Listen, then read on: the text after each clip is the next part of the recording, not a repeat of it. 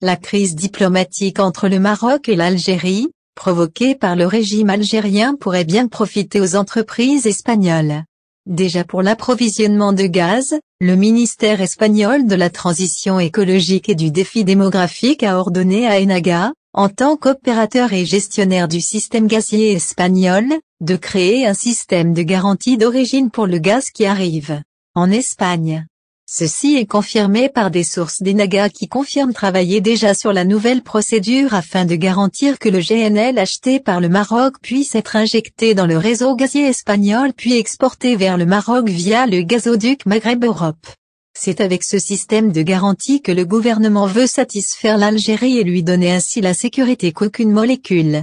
de gaz que Sonatrach fournit à l'Espagne ne se retrouve au Maroc. De son côté, la compagnie pétrolière et gazière Cepsa se lance sur le marché de la fourniture de l'hydrogène vert. Afin de garantir un transport sûr de l'hydrogène vert, l'entreprise espagnole, Cepsa annonce son intention de créer un nouveau tube reliant l'Espagne au Maroc. Selon le journal espagnol El Economista, repris par le site marucom.com, Cepsa a annoncé son intention d'établir un nouveau pipeline direct qui reliera l'Espagne au Maroc, et sera dédié au transport d'hydrogène vert. L'entreprise a confirmé que la construction de ce tube permettrait l'exportation d'hydrogène vert du territoire du Royaume du Maroc vers la raffinerie de San Roque, dans le sud de l'Espagne, afin d'augmenter les exportations d'énergie propre et d'ouvrir la voie vers la neutralité climatique, selon les calculs de Madrid, Paris et Berlin. Dans le cadre de la coalition internationale contre Daesh qui s'est déroulée à Marrakech,